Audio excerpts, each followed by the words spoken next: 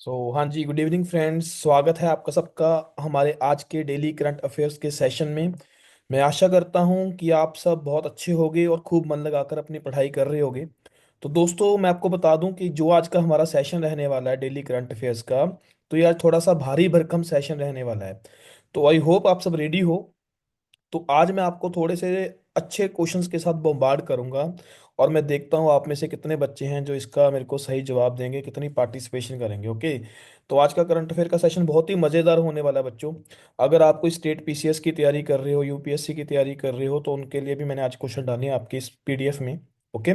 और आज के सेशन में जिसको हम डिस्कस करने वाले हैं, तो स्टार्ट करते हैं आज का सेशन। बट आज का सेशन स्टार्ट करने से पहले हम जो कल वाले क्वेश्चंस हैं, जो मैंने आपको होमवर्क दिए थे ऐसे, तो उसको अपन डिस्कस करते हैं फर्स्ट ऑफ ऑल। तो देखते हैं कल हमने कौन से क्वेश्चंस किए थे।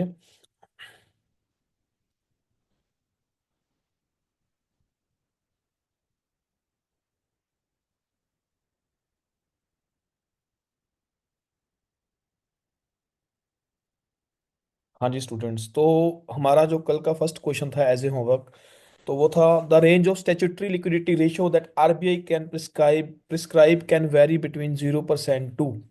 तो बच्चों, काफी बच्चों ने इसका करेक्ट आंसर दिया है, तो बिल्कुल सही है बच्चों। 40% इज द करेक्ट आंसर इस क्वेश्चन का। तो एसएलआर क्या होता है, अगर आपको नहीं पता है तो बच्चों प्लीज अब एक बार आरबीआई की मॉनेटरी पॉलिसी को देखिए। ओके। तो SLR, CRR, cash reserve ratio और स्टैट्यूटरी लिक्विडिटी रेशियो, तो जो बैंक्स को अपने पास रखनी पड़ती है, जिसको वो बैंक आगे मतलब आपको क्रेडिट में नहीं दे सकते, वो अमाउंट को स्टैट्यूटरी लिक्विडिटी रेशियो बोलते हैं। तो बैंक के पास डिपॉजिट आते हैं, मान लो 100 रुपया बैंक के पास डिपॉजिट आया, तो बैंक 100 का 100 रुपया लोन नहीं दे सकते। तो उसमें से कुछ जो पार्ट है बैंक को अपने पास रखना पड़ता है in the form of some assets. Okay. तो जिसे बोलते हैं statutory liquidity ratio, and it can vary between 0% to 40%। Okay. एक होता है बच्चों CRR, cash reserve ratio. RBI के पास कैश रखना पड़ता है बैंक को, तो उसे कैश रिजर्व रेशियो बोलते हैं। जो सेकंड क्वेश्चन भी बैंकिंग के लिए था हमारा कल का, तो वो क्वेश्चन है what is the maximum compensation under the banking अम्बुड्समैन scheme of RBI. तो बच्चों 20 लाख की कंपनसेशन आपको मिल जाएगी इसके अंडर। तो बहुत सारे बच्चों ने इसका करेक्ट आंसर दिया है, अच्छा लगा। तो बाकी बच्चे भी बच्चों पार्टिसिपेट करो, जो बच्चे ये वीडियो देख रहे हैं। और एक बात और बच्चों, देखो you are blessed with technology, आपको टेक्नोलॉजी बहुत मतलब आप देखो यू आर वेरी ब्लेस्ड कि जब हम प्रेपरेशन करते थे उस टाइम इंटरनेट इतना मतलब पॉपुलर नहीं था। तो हमारे पास जो रिसोर्सेज होते थे तैयारी करने के लिए वो बहुत कम होते थे, हमें बुक्स ढूंढनी पड़ती थी छोटे शहरों में। बट आपके पास इंटरनेट है, आपके पास यूट्यूब है, पेंडोरा बुक्स है नॉलेज का। बट बच्चों रिस्पॉन्सिबल वे से यूट्यूब का यूज़ करना बहुत ज़्यादा ज़रूरी है। बिकॉज जितना यूट्यूब आपको नॉलेज देता है ना बच्चों, उतना ज़्यादा डिस्ट्रैक्शन भी क्रिएट करता है आप में। तो आपने बच्चों यूट्यूब पे डिस्ट्रैक्ट नहीं होना। आप अपने पढ़ाई के जो पढ़ाई के रिलेटेड कंटेंट है आप उसको देखो, और ज़्यादा टाइम पास मत करो। कोई किसी कंट्रोवर्सी में डलने की ज़रूरत नहीं है आपको, कोई कमेंटिंग करने की ज़रूरत नहीं है फालतू।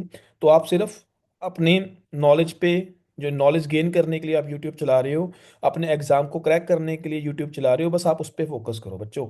ओके। तो जो ये टाइम पास वाला काम है, किसी पे कमेंट कर दिया, किसी पे क्या कर दिया, ये आप बाद में करना, जब आप जॉब लग जाओ, आपके पास बहुत टाइम होगा, ठीक है, तब आप इंजॉय करना।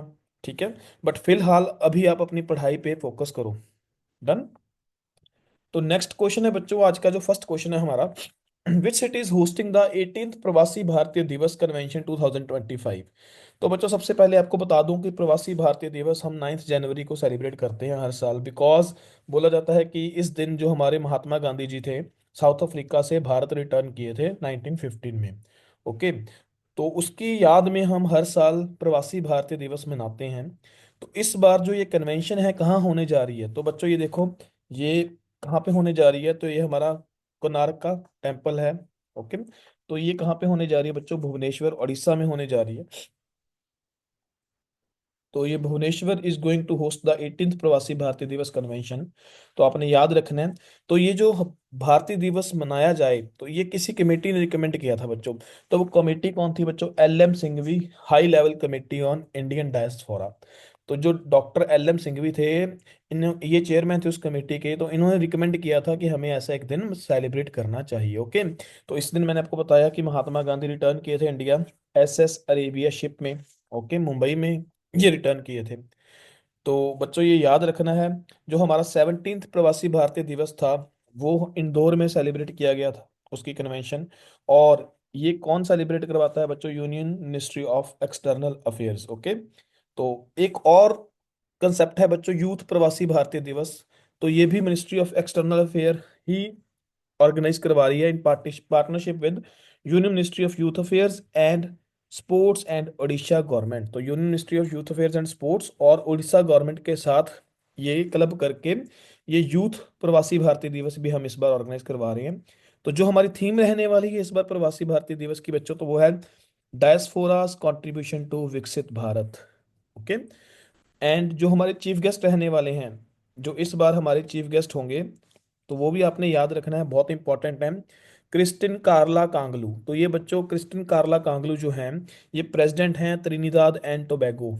तो जो ये कैरिबियन कंट्री है त्रिनिदाद एंड टोबैगो, तो यहाँ के जो प्रेसिडेंट हैं, तो ये बच्चों यहाँ पे चीफ गेस्ट रहने वाले हैं इस बार। और जो यूथ प्रवासी भारतीय दिवस है, तो इसके जो चीफ गेस्ट रहने वाले हैं that is doctor Dev Pragad. तो he is the CEO of American magazine Newsweek. Okay. तो याद रखना एक अमेरिकन मैगजीन है जिसका नाम है न्यूज वीक। तो he is the chairman and C sorry chairman नहीं, CEO of this magazine. Done. Next बच्चों, ये बैंकिंग वाले बच्चों के लिए है ये क्वेश्चन आज का। तो आपको पता है SBI क्लर्क का जो एग्जाम निकल रहा है, और देन आपका SBI PO का भी। तो उसके लिए एक बच्चों ये क्वेश्चन है आपका, which bank has begun offering collateral free loans up to ₹50 lakh for students heading out to top foreign universities. तो जो बच्चे बाहर अच्छी यूनिवर्सिटीज, टॉप यूनिवर्सिटीज जैसे कैम्ब्रिज यूनिवर्सिटी मैसाचुसेट्स में पढ़ना चाहते हैं, तो उनके लिए 50 लाख तक का कोलेटरल फ्री, कोलेटरल मतलब आपको उसके अगेंस्ट कुछ रखना नहीं पड़ेगा, तो ऐसा लोन आपको मिलेगा। तो ये कौन से बैंक का इनिशिएटिव है बच्चों? तो ये SBI ओवरसीज एजुकेशन लोन है, तो जो स्टेट बैंक ऑफ इंडिया ने आपको ये आपके लिए निकाले हैं। ओके। तो अगर आप पढ़ना चाहते हो एक अच्छे इंस्टीट्यूट में फॉरेन के, तो आप ये लोन ले सकते हो अप टू ₹50 लाख। ओके। तो इसके लिए आपको कोई कलेक्ट्रल भी नहीं वहां पे देना पड़ेगा। डन। तो आप अगर Massachusetts, Imperial College London, University of Oxford, Harvard University, University of Cambridge यहाँ से अपनी स्टडी करना चाहते हो, तो आपको ये loan, you can avail this loan under new limit. Next question is very important बच्चों, which air force station base of the Indian Air Force will host the 15th Aero India 2025। तो बच्चों ये इंडिया का सबसे बड़ा एरो शो होता है। Okay.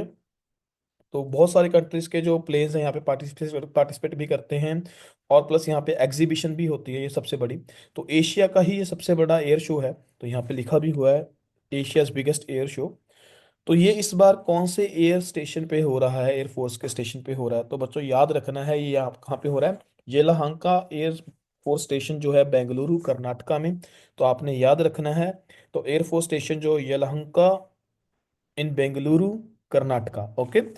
And then बच्चों इस बार की थीम याद रखनी है। इसकी थीम जो पुराने वाले की 14th जो एयर शो था, उसी की थीम दोबारा हमने इसको कॉपी किया है, the runway to a billion opportunities. तो हमेशा याद रखना है 15th एरो शो जो ये है एरो इंडिया, और 14th एरो इंडिया, दोनों की जो थीम रहने वाली है दोनों सेम है, the runway to a billion opportunities. Okay. Next question है बच्चों, ये आज के न्यूज़पेपर में इमेज थी द हिंदू में। तो इसरो ने एक्चुअली अपना जो मिशन था PSLV-C60, तो स्पेडएक्स मिशन था जो डॉकिंग मिशन था, तो उसमें ना एक लेग्यूमिनस प्लांट है काओपी, तो उसके सीड्स भेजे थे, और वो अभी वहां पे माइक्रो ग्रेविटी कंडीशंस में जो ग्रो किए हैं, तो उसमें से लीव्स जो हैं वो बाहर आए हैं। तो बच्चों काओपी के ऊपर एक क्वेश्चन आया हुआ है, क्वेश्चन बनाया। तो it is a leguminous crop which can tolerate drought. तो पहली ऑप्शन ये है, पहली statement. Second statement is India is the largest producer and consumer of cowpea world wide. तो बच्चों देखो फर्स्ट स्टेटमेंट इज ट्रू, तो it is a leguminous crops. Leguminous मतलब जो बच्चों नाइट्रोजन सप्लाई करती है सॉइल को। ओके। तो it is a leguminous crop, सही है। Then it is not the India is not the largest producer and consumer of cowpea world wide. Okay. तो इंडिया सबसे बड़ा प्रोड्यूसर एंड कंज्यूमर नहीं है बच्चों, यहाँ पे नाइजीरिया आना चाहिए। तो नाइजीरिया जो है वो आपको लार्जेस्ट प्रोड्यूसर दिखेगा। तो जो हमारा अफ्रीका वाला रीजन है, स्पेशली वेस्ट अफ्रीका, वो सबसे काफ़ी ज़्यादा प्रोडक्शन करता है काओपी की।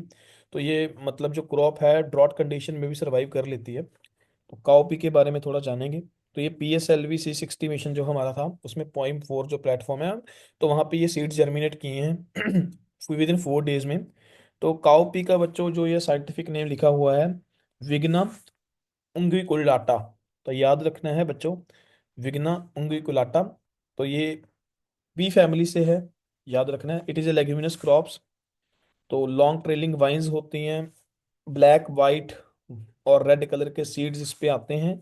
तो ये जो सबसे पहले ओरिजिनेट हुआ है बच्चों, साउदर्न अफ्रीका से हुआ है। तो साउदर्न अफ्रीका से फिर ये लेटर ईस्ट और वेस्ट अफ्रीका में शिफ्ट हुआ है, एंड देन एशिया।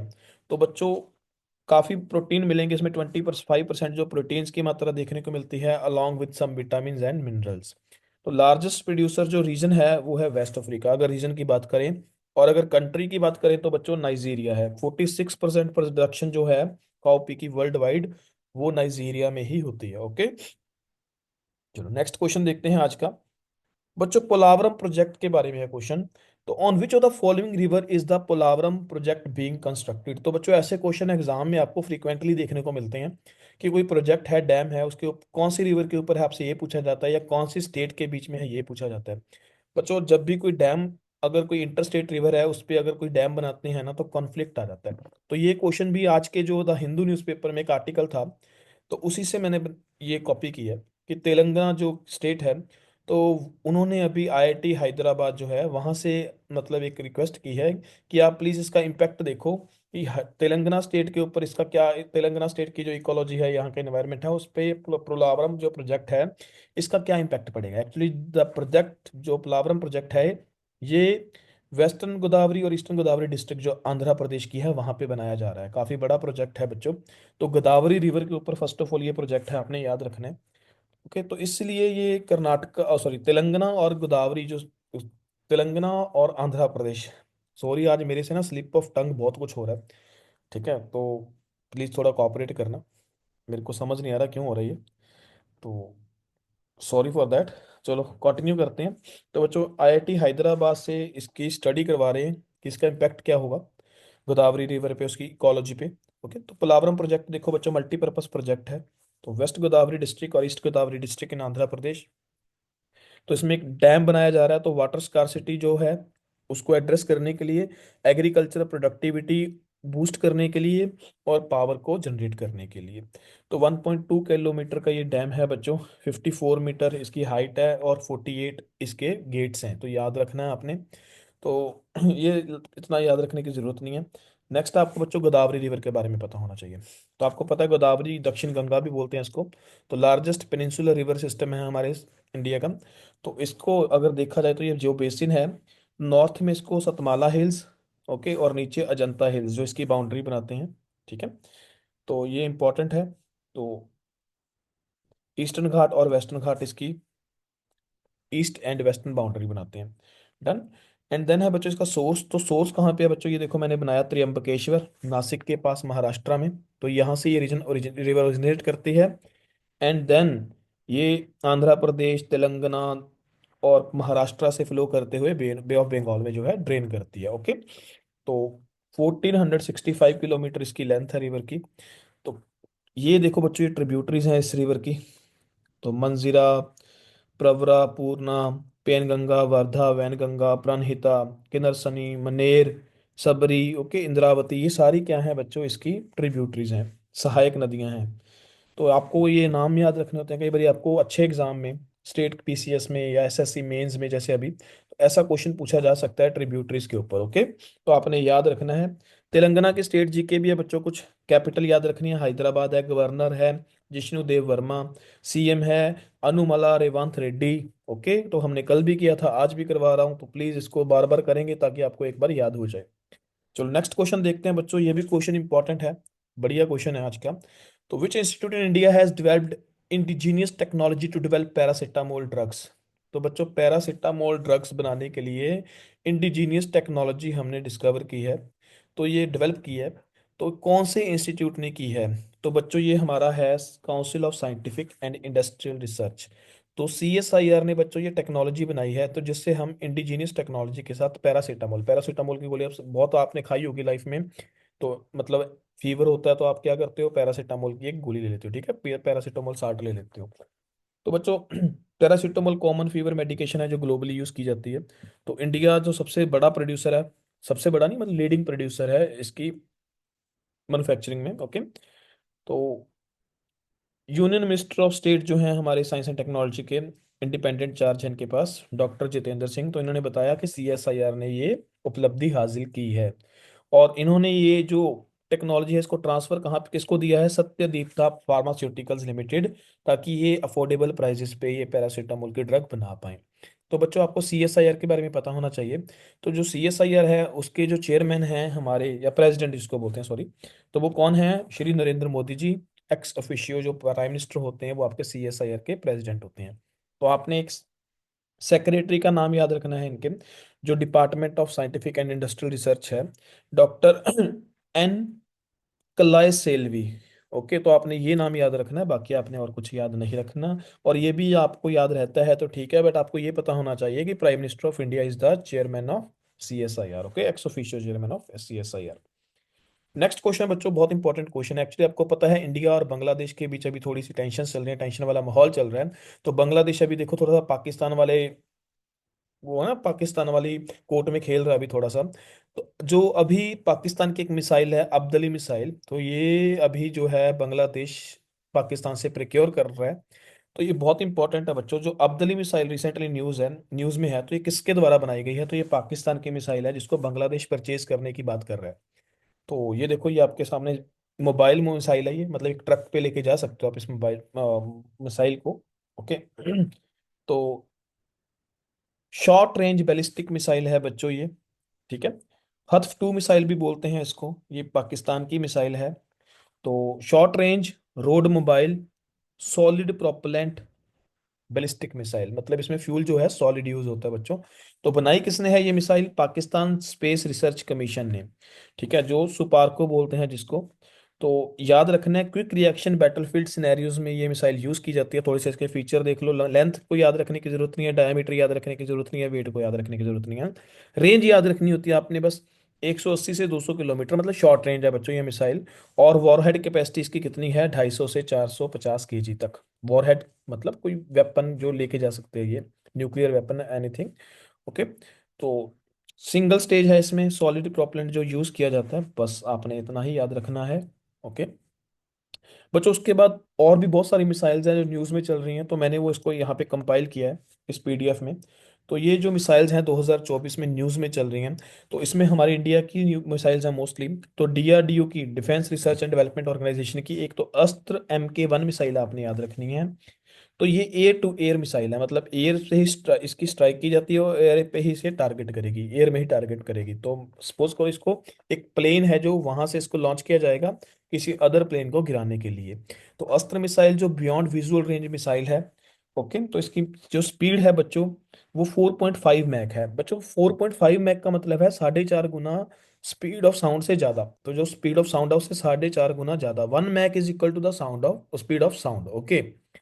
तो जो इसकी रेंज है इस मिसाइल की, that is 80 to 110 kilometres. Then बच्चों अगला जो हमारा मिसाइल सिस्टम है आकाश, जो जिसको बोला जाता है आयरन डोम ऑफ इंडिया। तो जैसे ईरान के पास है, सॉरी इसराइल के पास अपना आयरन डोम है, तो इंडिया के पास हमारा आयरन डोम हम किसे बोलते हैं, आकाश मिसाइल्स। तो ये हमारा एयर डिफेंस सिस्टम है बच्चों, सरफेस टू एयर मिसाइल है ये।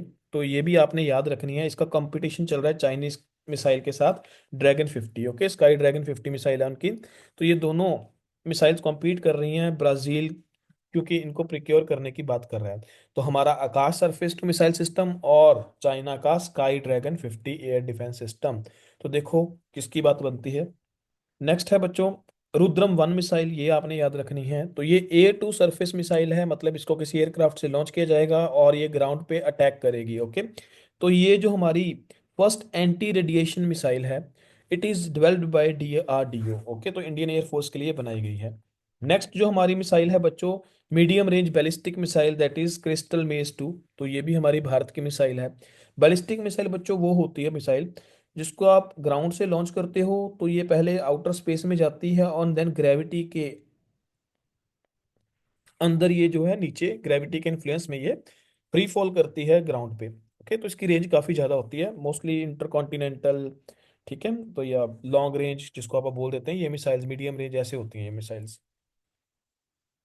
देन बच्चों हमारे पास रशिया का S-400 triumph surface to air defence system है, ये भी बहुत इंपॉर्टेंट है जो हमने रशिया से परचेज किया है।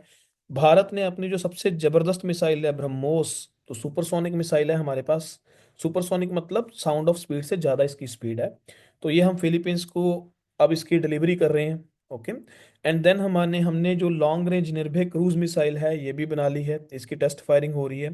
तो बच्चों क्रूज मिसाइल वो है जो अर्थ के सरफेस के बिल्कुल पैरेलल चलती है, क्लोज चलती है, तो ये मैनूवर कर सकती है इस बच्चों।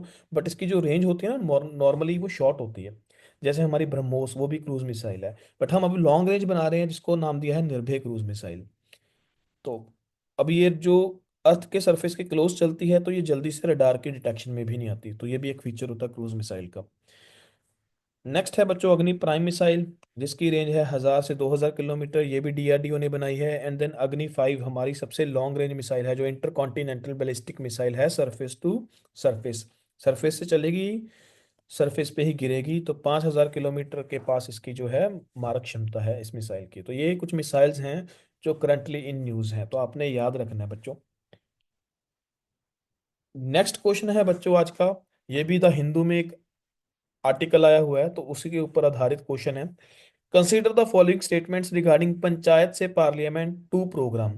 तो बच्चों ये पंचायत से पार्लियामेंट 2.0 मतलब पहले भी एक हो चुका है ये प्रोग्राम, तो इस बार सेकंड वर्जन है इसका। तो इसके बारे में कुछ स्टेटमेंट्स हैं। Its primary focus is to empower women representatives from Panchayati Raj institutions. Okay, it will bring together all the women sarpanch across India. तो दोनों में से कौन सी स्टेटमेंट्स करेक्ट है बच्चों? तो देखो, फर्स्ट स्टेटमेंट करेक्ट है और सेकंड स्टेटमेंट जो है इनकरेक्ट है। अब देखते हैं क्यों ऐसा है।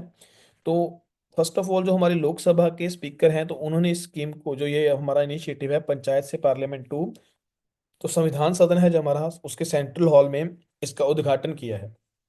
तो समझते हैं इसके बारे में।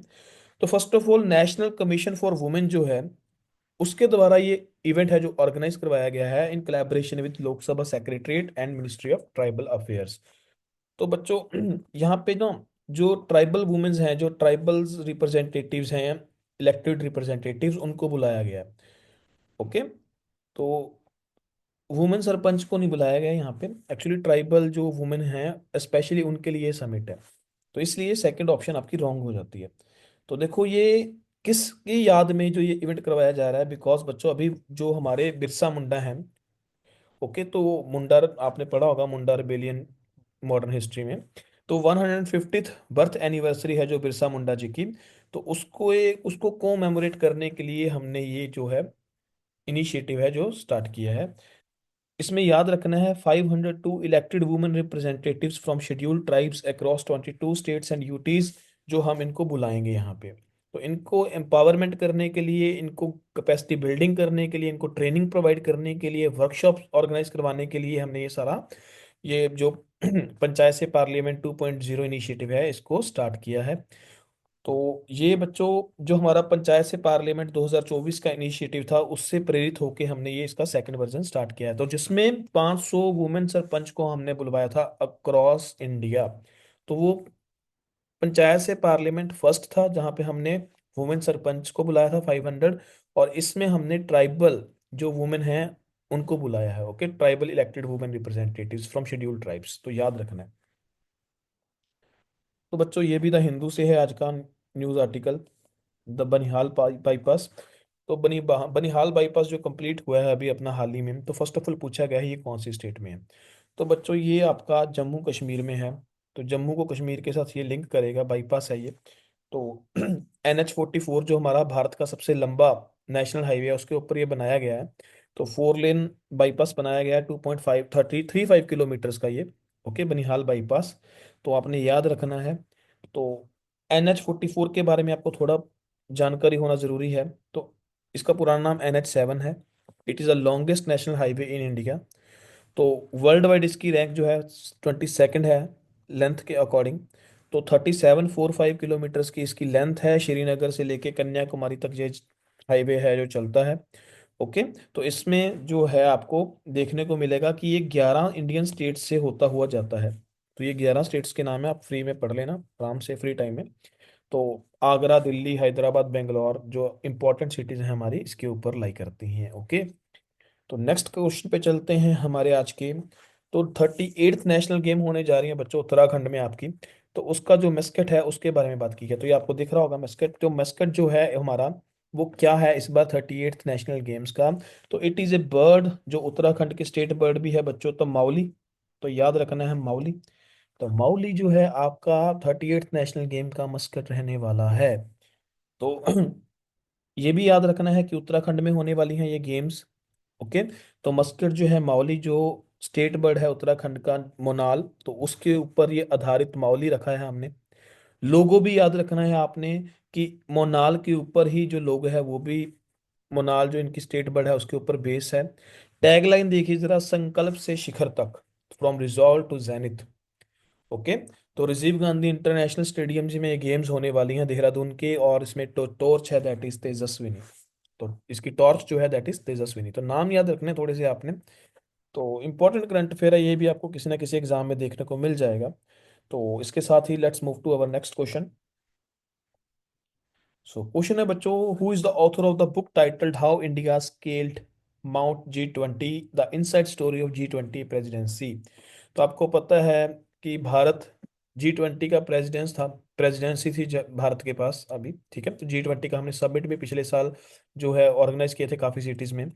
तो बच्चों ये बुक है एक उसके ऊपर, तो ये किस द्वारा लिखी गई है। तो बच्चों ये बुक जो लिखी गई है, हमारे जो सीईओ थे, एक्स जो सीईओ थे आपके नीति आयोग के, तो अमिताभ कंठ, उनके द्वारा ये बुक जो है लिखी गई है। ओके। तो he is the author of this book. तो बहुत इंपॉर्टेंट है ये बुक याद रखना आपके लिए। तो जब भारत के पास G20 की प्रेसिडेंसी आई थी उसके ऊपर कुछ इंसाइट्स दिए इन्होंने। तो आपने याद रखना जो अमिताभ कंठ थे ये नीति आयोग के जो हमारे सीईओ थे पहले। तो ये शेरपा भी चुने गए थे G20 के, तो ये भी आपने याद रखना है। नेक्स्ट क्वेश्चन है बच्चों, आपको अभी पता होगा कि हमारे जो न्यूक्लियर साइंटिस्ट हैं भारत के, बहुत एक दिग्गज न्यूक्लियर साइंटिस्ट थे राजगोपाल चिदम्बरम, तो हाल ही में उनकी मृत्यु हुई है। तो अभी वो मतलब हमारे जो ये कहते हैं कि इतना देश के लिए इतना कुछ करके अभी स्वर्गवास हुए हैं, तो उनके बारे में ये क्वेश्चन है। तो देखते हैं इनके बारे में क्या बोला गया। तो he was instrumental in India's nuclear test of 1975। तो हमने जो 1975 में न्यूक्लियर टेस्ट किया था, पहली बात उसका नाम पता होना चाहिए। तो इट इज स्माइलिंग बुद्धा, बिल्कुल सही है। और 1998 में हमने फिर किया था अटल बिहारी वाजपेयी के टाइम पे, तो पोखरान टू। तो ये बच्चों बिल्कुल स्टेटमेंट सही है, दोनों में इनका बहुत इंपॉर्टेंट रोल है। And he was honoured with Padma Shri in 1975, this is true, and Padma Vibhushan in 1999। तो ये भी बिल्कुल बच्चों ठीक है। And he served as a principal scientific advisor from 2001 to 2018। तो ये तीनों स्टेटमेंट ही बच्चों करेक्ट है, तो इसका आंसर आएगा ऑल और करेक्ट। ओके। तो ये हमारे फिजिस्ट थे राजगोपाल चिदम्बरम। तो ये हमारे न्यूक्लियर टेस्ट में इनका बहुत बड़ा रोल था। तो इंडिया के न्यूक्लियर प्रोग्राम जो है, जिसके जो हम कहते हैं जो पायनियर जो आर्किटेक्ट हैं, होमी जहांगीर बाबा को हम याद करते हैं इसमें। तो उनके साथ साथ काफी और साइंटिस्ट जो हमारे दिग्गज साइंटिस्ट थे, जिनमें से एक राजगोपाल चिदम्बरम भी थे, इनका भी काफी बड़ा रोल रहा है इसमें। ओके। तो बच्चों याद रखना है 1974 में जो हमारा फर्स्ट न्यूक्लियर टेस्ट हुआ था, इन्होंने उसमें भी कंट्रीब्यूट किया था। And then Pokhran two test जो हुआ था 1998 में, उसमें भी इनका कंट्रीब्यूशन रहा है। तो अवार्ड्स भी इनको मिले हुए हैं, आपने ये भी याद रखना है। He served as the member of commission of eminent persons appointed by the director general International Atomic Energy Agency in 2008। तो ये भी स्टेटमेंट आपके इनके बारे में याद रखनी है। ओके। तो इनके ऊपर आधारित क्वेश्चन आपको देखने को मिल सकता है। तो इसके साथ ही मूव करते हैं नेक्स्ट क्वेश्चन पे। तो बच्चों कौन सा बैंक है जो नेशनल कोऑपरेटिव बैंक के साथ मर्ज करने जा रहा है और उसको आरबीआई का अप्रूवल मिल गया है।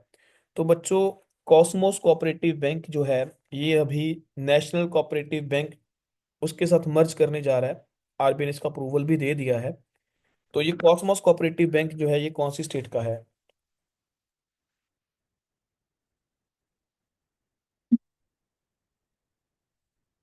बच्चों ये जो कॉस्मोस कोऑपरेटिव बैंक है ये महाराष्ट्र का है। तो ये मर्ज करने जा रहा है हमारे नेशनल कोऑपरेटिव बैंक के साथ। ओके, तो ये देखो थोड़ा सा बैंकिंग के लिए एक दो क्वेश्चन है मैंने आज डाले बैंकिंग वाले स्टूडेंट्स के लिए। तो schedule commercial sorry schedule banks, commercial बाद में करते हैं। तो शेड्यूल बैंक्स जो हैं वो आरबीआई एक्ट 1934 के कौन से शेड्यूल के तहत आते हैं? तो बच्चों शेड्यूल बैंक्स वो बैंक होते हैं जो आरबीआई के सेकंड शेड्यूल में आए, सेकंड शेड्यूल में इनके बारे में बताया हो, और देन उनकी जो पेड अप कैपिटल है दैट इज 5 लाख, और उनके द्वारा जो फंक्शन किए जाएं वो जो बैंक के क्लाइंट्स हैं या बैंक के कस्टमर्स हैं उनके प्रति डेरोगेटरी ना हो। तो ये एक डेफिनेशन है शेड्यूल बैंक्स की। इसमें शेड्यूल कमर्शियल बैंक्स भी आ जाते हैं, पब्लिक सेक्टर बैंक्स भी आ जाते हैं, आपके पब्लिक सेक्टर बैंक्स जैसे एसबीआई। ओके, इसमें आपके रीजनल रूरल बैंक्स भी आ जाते हैं।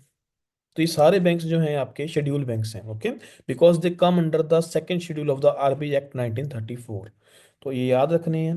तो सेकंड शेड्यूल में आए, 5 लाख कम से कम पेड अप कैपिटल हो, ओके, डेट्रीमेंटल ना हो इंटरेस्ट ऑफ द डिपॉजिटर्स में। तो इनमें public sector bank, cooperative bank, rural regional rural bank ये सारे आ जाते हैं। तो बच्चों डन। नेक्स्ट क्वेश्चन है बच्चों, ये न्यूज़ देखो, ये क्यों क्वेश्चन ये डाला है मैंने। तो ये आज द हिंदू न्यूज़पेपर में एक पिक्चर आई है। Fishermen cast nets in the Vembanad Lake on Monday. Climate change and pollution from slaughterhouses and shrimp pilling sheds are choking the ecosystem of the lake। तो बच्चों ये कंसर्न है। तो क्लाइमेट चेंज का तो इम्पैक्ट पड़ता ही है, वो तो हम रोक नहीं सकते अभी इतनी जल्दी। बट जो स्लॉटर हाउसेज हैं और जो श्रिम्प पिलिंग शेड्स हैं इनकी वजह से भी ये जो लेक है चोक हो रही है। ओके, जिसकी वजह से ये श्रिंक हो रही है बहुत जल्दी। तो ये लेक बहुत इंपॉर्टेंट है बच्चों, वेम्बनाद लेक, बिकॉज जो ये लेक है it is the longest lake in India. तो जो ये वेम्बनाद लेक है बच्चों, केरला में है ये। तो it is the longest lake in India. एक रामसर साइट भी है हमारी, जो रामसर कन्वेंशन हुई थी 1971 में। तो ये रामसर साइट भी है, बहुत इंपॉर्टेंट है, याद रखना इसके बारे में। तो लॉन्गेस्ट लेक है इंडिया की। केरला की लार्जेस्ट वर्ड, हाँ जी ठीक है, यहाँ पे ओके ओके मैंने गलती से कर दिया। तो केरला की हम इसको लार्जेस्ट लेक भी बोल सकते हैं। तो 96 किलोमीटर इसका स्ट्रेच है बच्चों। तो अलपुजा, कोट्टयम, एर्नाकुलम, ये 3 डिस्ट्रिक्ट हैं जिसके ये लाई करती है। ओके, जो इनको रिवर्स, ये बैक वाटर एक इकोसिस्टम है बच्चों, जिसको कौन कौन सी रिवर फेड करती हैं? पंबा रिवर फेड करती है बच्चों, मीनाक्षी रिवर फेड करती है, और पेरियार रिवर फेड करती है। तो ये 3 रिवर हैं जो केरला की, ये भी आपने याद रखनी है, इंपॉर्टेंट रिवर है, जिसमें से पेरियार अक्सर न्यूज में रहती है because of Mulla Periyar dam project. Okay, तो टेंशन है मुल्ला पेरियार डैम प्रोजेक्ट केरला और तमिलनाडु के बीच में। तो रामसर साइट है, यह भी आपको याद रखना है। नेक्स्ट क्वेश्चन बच्चों, तो ये देखो, चाइना एक बहुत बड़ा डैम बनाने जा रहा है ब्रह्मपुत्रा रिवर पे, जो चाइना का ऑलरेडी वर्ल्ड का सबसे बड़ा डैम है, that is three gorges dam. तो जिसके बारे में काफी रिपोर्ट्स आई थी कि इन्होंने शायद इस डैम ने अर्थ की रोटेशन को भी थोड़ा सा अफेक्ट किया है। तो अब चाइना क्या करने जा रहा है, इससे भी बड़ा डैम बनाने जा रहा है $137 बिलियन की कॉस्ट पे ब्रह्मपुत्रा रिवर में, जो हमारा तिब्बत वाला पार्ट है वहां पे। तो बच्चों अब ये अगर ब्रह्मपुत्रा रिवर, एक्चुअली जो ये ब्रह्मपुत्रा रिवर है ये हमारे, चलो यहाँ पे मैं आपको डायग्राम के थ्रू समझाता हूँ। तो यहाँ से आ रही है मानसरोवर लेक से, आंगसी ग्लेशियर है यहाँ पे बच्चों। तो वहां से ये जो लेक, ये रिवर है, ओरिजिनेट करती है तिब्बत से होते हुए, जहाँ पे इसको सांगपो बोलते हैं, ये एंटर करती है अरुणाचल प्रदेश में। तो ओके, तो अरुणाचल प्रदेश में इसको दिहंग भी बोला जाता है। उसके बाद जो ये रिवर है असम से आते आते आते आपकी बांग्लादेश में एंटर करती है। तो असम में इस रिवर का नाम पड़ता है ब्रह्मपुत्रा। तो बच्चों ब्रह्मपुत्रा जो है भारत का 40% वाटर पोटेंशियल कैरी करती है। तो इतना ज़्यादा इसका रोल है हमारे नॉर्थ ईस्ट के रिसोर्सेज में, वाटर रिसोर्सेज में। ओके, तो ये सारी इसकी ट्रिब्यूटरीज हैं बच्चों, Dibang, Lohit, Dihang, Subansiri, Manas river, okay, and Dhansiri river, ये सारी इसकी ट्रिब्यूटरीज हैं। तो बच्चों अब अगर ये डैम यहाँ पे बनाया जाता है तो पानी को रोका जाएगा, जिसकी वजह से जो लोअर राइपेरियन स्टेट्स हैं that is India and Bangladesh, उनको टेंशन होगी ही होगी। ओके, तो इकोलॉजिकल फ्लो रुक जाता है रिवर का, तो आपकी सिल्टेशन होने लग जाती है रिवर में। तो जिसकी वजह से भारत इस प्रोजेक्ट पे थोड़ा सा चिंतित है। डन। तो ये याद रखना है बच्चों। तो यारलंग सांगपो बोलते हैं इस रिवर को तिब्बत में। चाइना, इंडिया और बांग्लादेश में जो इसका है एरिया, कैचमेंट एरिया जो है लाई करता है। डन। नेक्स्ट क्वेश्चन है बच्चों, तो ये भी न्यूज़पेपर में द हिंदू में एडिटोरियल था आज। Which landmark case led the framework for the collegium system. तो कोलिजियम सिस्टम के ऊपर आज एक क्वेश्चन आया हुआ था। जुडिशियल जो अकाउंटेबिलिटी के ऊपर एक आपको एडिटोरियल देखने को मिलेगा द हिंदू न्यूज़पेपर में आज की डेट का 7th, हाँ जी 7 जैन को। तो उसके ऊपर आधारित मैंने ये क्वेश्चन बनाया है कि कोलिजियम सिस्टम जो है, कोलिजियम सिस्टम क्या है बच्चों। जो एक तो chief justice of India and the senior most जजेस, चार सीनियर मोस्ट जज जो हैं, तो ये अपॉइंटमेंट्स करवाते हैं जजेस की इन सुप्रीम कोर्ट। ओके, तो इनके ऊपर है जो ये कॉलेजियम सिस्टम था, ये कौन से केस से इसका जन्म हुआ था कॉलेजियम सिस्टम का। तो बच्चों ये कहाँ से आया था कॉलेजियम सिस्टम, आपने याद रखना है। तो कॉलेजियम सिस्टम बच्चों सेकंड जज केस में जो है ये आया था, सेकंड जज केस। तो इसमें जो कॉलेजियम सिस्टम निकल के आया था, तो 1993 का जो ये केस है, यहाँ से फाउंडेशन हुई थी कॉलेजियम सिस्टम के इंडिया में। ओके, इस केस का जो सही नाम है that is supreme court advocates on record association versus union of India, तो इसका नाम पूरा था। ओके, तो इस केस की जो रूलिंग या जजमेंट आई थी उसमें क्या बोला गया था कि chief justice of India would have the primacy in judicial appointments. तो मेन रोल वैसे जजेस को कौन अपॉइंट करता है बच्चों भारत में, तो प्रेसिडेंट ऑफ इंडिया। बट किसकी कंकरेंस पे, एडवाइस नहीं, अब कंसल्टेशन नहीं, यहाँ पे वर्ड यूज किया गया है कंकरेंस। कंकरेंस का मतलब मानना ही पड़ेगा।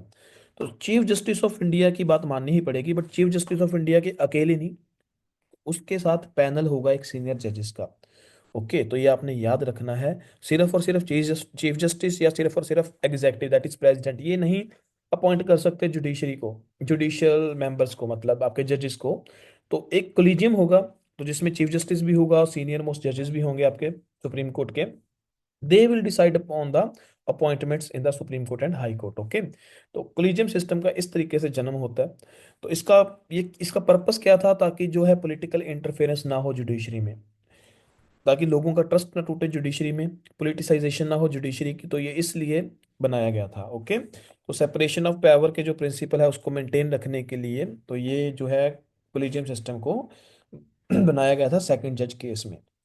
तो बच्चों इसी के साथ हमारे आज के करंट अफेयर्स हैं जो खत्म होते हैं। तो मेरे को होप है बहुत अच्छी कि आपको मज़ा आ रहा होगा ये सेशन देखने में, काफ़ी इन्फॉर्मेशन भी आपको मिल रही होगी। बच्चों एक और बात मैं बताना चाहता हूँ कि जो मेरी क्लास होगी ना आपकी, तो मैं बातों में कम ध्यान दूंगा आपके। मैं सिर्फ आपको जो ये 1 घंटा या आधा घंटा हमारा सेशन है, इसमें मैं सिर्फ बम्बार्ड ही करूंगा आपको नॉलेज के साथ, ठीक है। तो थोड़ा बोरिंग जरूर होती है क्लास, बट बच्चों पढ़ाई ऐसे ही की जाती है।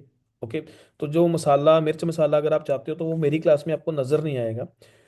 तो क्योंकि मेरा पर्पस ये है कि मिनिमम टाइम में आपको मैं मैक्सिमम कंटेंट दे के जाऊं जो आपको एग्जाम में दिखे, तब आप मेरे को याद करो कि हाँ जी सर ने आपको अच्छे तरीके से क्वेश्चन करवाए थे, जो हमें क्वेश्चन आपके एग्जाम में भी देखने को मिल रहे हैं। ओके, मैं आपको चार बातें सुनाऊं उसका कोई फायदा नहीं है। तो उसके लिए हमारे पास बाद में बहुत टाइम होगा। तो तब तक अभी आप अपने एग्जाम की तैयारी कीजिए, अपनी लाइफ बनाइए, अपना करियर बनाइए। ओके, तो मैं आशा करता हूँ कि जो ये वीडियोस हैं जो जो मैं बना रहा हूँ आपके लिए, तो ये आपके काम आए किसी, तो तब मेरे को भी ऐसा लगेगा कि हाँ मैं भी सफल हुआ हूँ। तो जो मेरा हार्ड वर्क है ये पे किया है। तो बच्चों पढ़ो, इसको रिवीजन करो, डेली बेसिस पे इसको देखो। ओके, रेगुलरिटी रखो, क्लास में कोई क्लास स्किप मत करो।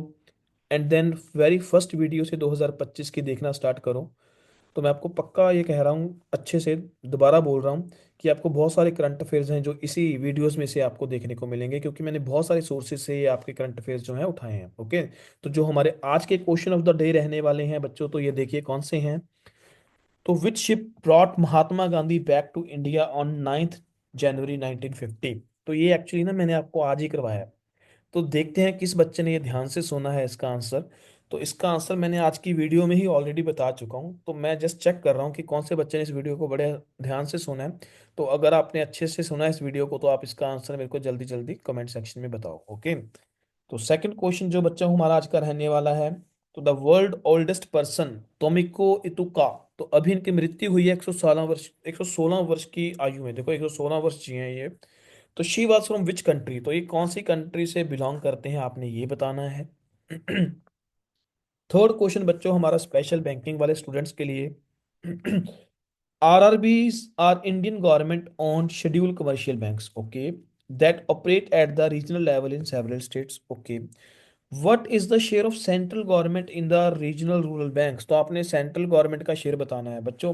तो एक तो आपको सेंट्रल गवर्नमेंट का शेयर देखने को मिलेगा, एक स्टेट गवर्नमेंट का शेयर शेयर देखने को मिलेगा, एक स्पॉन्सर्ड बैंक होता है आरआरबी का। तो इनकी रेशियो बताओ। चलो रेशियो छोड़ो, आप मेरे को सिर्फ इसका आंसर बताओ क्या आएगा। ओके। तो कल आप इसको डिस्कस करेंगे इसके आंसर्स को। और इसी के साथ मैं आपसे आज्ञा लेता हूँ आज के लिए। तो अगर आपको सेशन अच्छा लगा तो प्लीज़ कीप शेयरिंग, ज़्यादा से ज़्यादा लोगों तक ये शेयर करो, ताकि मेरे को और मोटिवेशन मिले और मज़ा आने लगे और पार्टिसिपेशन बढ़े हमारी क्लास में। ठीक है। तो जस्ट आपके लिए तो एक क्लिक है शेयर का बटन, तो उसके साथ बहुत सारे बच्चों का फायदा हो सकता है। तो ओके बच्चों, सी यू टुमारो, गुड नाइट।